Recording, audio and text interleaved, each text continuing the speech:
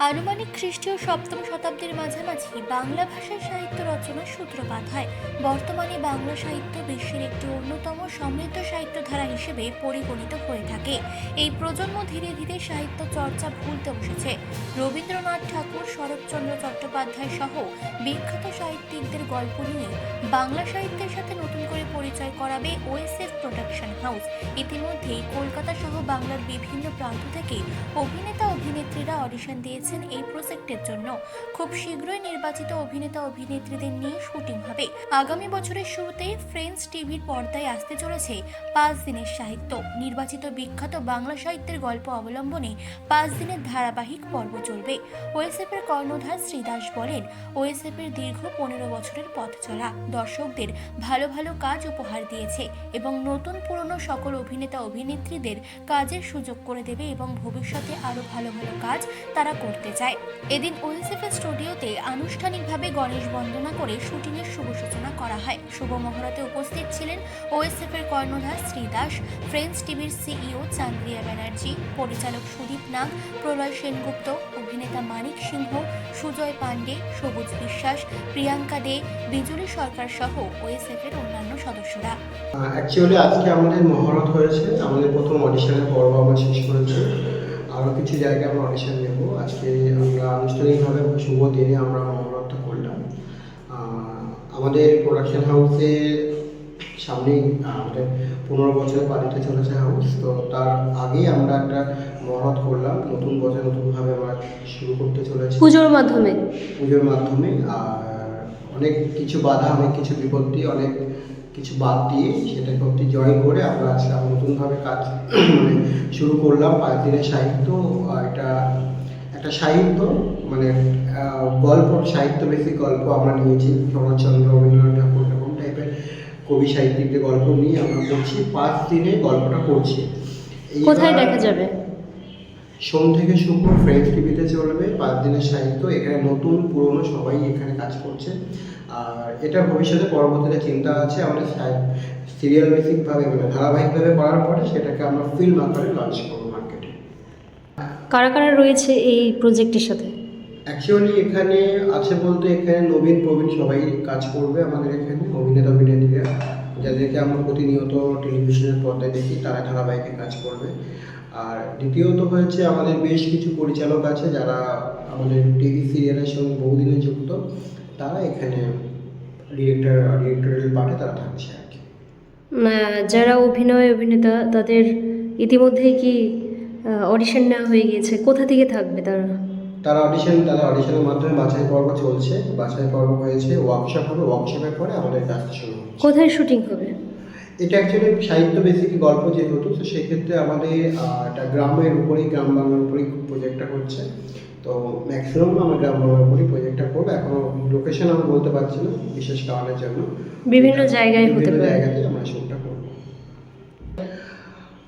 আশা করছি আমরা জানুয়ারি 18 তারিখের পর থেকেই সম্ভবত আমাদের টিভি চ্যানেলে আসছে। এটা পরেতে আমরা জিও টিভিতেও দেখা যাবে, প্লাস ফ্রেন্ডস টিভির পর্দায় থাকছে।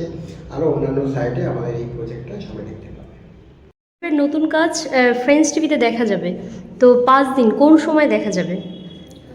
মোটামুটি আমরা সন্ধ্যের দিকে রাখার চেষ্টা করেছি, কেন আশা করব এত সুন্দর একটা কাজ বিগত কিছু দিন ধরে ওএসএফ আমাদের সাথে অনেকগুলো প্রজেক্টে আছে, আমরাও সহযোগিতা করেছি, ওএসএফও প্রচণ্ডভাবে আমাদের সহযোগিতা করেছে। সন্ধ্যের দিকে রাখার চেষ্টা করব, কারণ যারা বাড়িতে থাকেন তাদের সন্ধ্যের দিকে টাইমটা একটু ফ্রি থাকে। তো সেই জন্য চেষ্টা করবো এই যে এত সুন্দর প্রজেক্টটা, তো প্রত্যেকটা মানুষের কাছে যেটা সুন্দরভাবে প্রজেকশনটা হয়, সেই জন্য আমরা ওই 6টা 7টা সেটা টাইমটা পরে ডিসাইড করা হবে, পরবর্তীকালে সেটা আপনাদের জানিয়ে দেওয়া হবে। কোথায় দেখা যাবে? ফ্রেন্ডস টিভি আপামোর 4টে বাংলাভাষী রাজ্যতেই পাওয়া যাচ্ছে। চিঠি পেলে যে কোনো জায়গায়, ধরুন ত্রিপুরা বলুন, আসাম বলুন, সেগুলোতে পাওয়া যাচ্ছে। 31 নম্বর চ্যানেল যেটা, সেটা এক একটা জোনে এক রকম ডিভিশন থাকে। চিঠি পেলে সর্বত্র জায়গায় আপনারা পেয়ে যাবেন। আরও আমাদের এখন যেটা নতুন সংযোজন হয়েছে সেটা হচ্ছে ইন্ডিয়ান রেলওয়ে, কিন্তু ফ্রেন্ডস টিভিতে পাওয়া যাচ্ছে। সেটা চ্যানেল হিসেবেই যেরকম দেখানো হয় টিভিতে, সেরকম কিন্তু রেলের প্ল্যাটফর্মেও কিন্তু এইভাবেই টিভির মতো সম্প্রচারিত হবে। ভবিষ্যতে ওএসএফ এর সাথে আরও কাজ করতে? নিশ্চয়ই, একদমই। ওএসএফ এর হাত যখন একবার শক্ত করে ধরেছি, ওএসএফ ছাড়লেও আমরা ছাড়ছি না। প্রজেক্ট আসছে, সেখানে আপনি কিসের ভূমিকায় থাকবেন? আমি অ্যাজ এ পরিচালক হিসেবে থাকছি।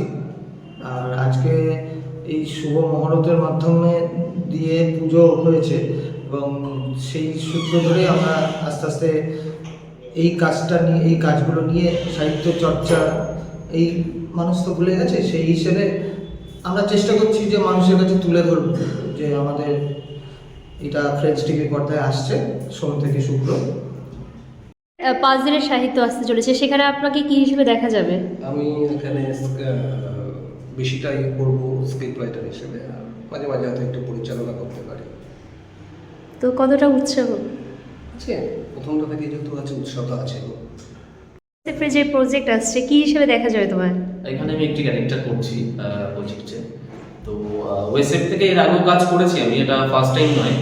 তো ভীষণ শ্রী তো ভীষণ হেল্পফুল, এবং পুরো আমি ক্রেডিটটা জানাচ্ছি শ্রীকে এবং ফ্রেন্ডস টিমকে আমাকে এই সুযোগটা দেওয়ার জন্য। তো আশা রাখছি ভালো লাগবে সবার গল্পটা। তো দেখা যাক আগে কী হতে, তবে সোম থেকে শুক্র আপনারা কিন্তু সবাই দেখবেন।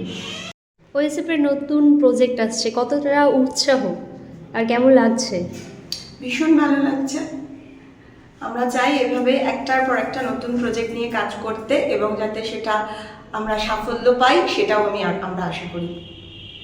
পুরনো সদস্য হ্যাঁ, আবার নতুন কাজ আসছে, কতটা উৎসাহ, কেমন লাগছে? অনেকটা উৎসাহিত। সব থেকে বড় কথা, এতদিন পর আবার থেকে আমরা এত বড় একটা কাজ নিয়ে নামছি। বিগত সোম থেকে শুক্র টানা ফ্রেন্ডস টিভি পর্দায় দেখানো হবে, এটা নিয়ে খুব এক্সাইটেড। কাজটা যেন ভালো হয়, আরও আপনারা সবাই দেখবেন এই আশা করি। একজন পুরনো সদস্য আপনি, হ্যাঁ তো আবার নতুন কাজ আসছে। হ্যাঁ নমস্কার, আমি এই প্রজেক্টে আগেও কাজ করেছি এবং প্রোডাকশন হাউস ভীষণ ভালো। আমি চাই যে এই প্রোডাকশন হাউসের পরপর কাজ হোক এবং আমরা সবাই মিলে একসঙ্গে কাজ করতে পারি, মানে সবাই একটা ফ্যামিলির মতো থাকতে পারি, এবং এই প্রোডাকশন হাউসের সাফল্য কামনা করি। সম্পর্ক রিপোর্ট, চেতনা বার্তা, জেগে থাকে, জাগিয়ে রাখে।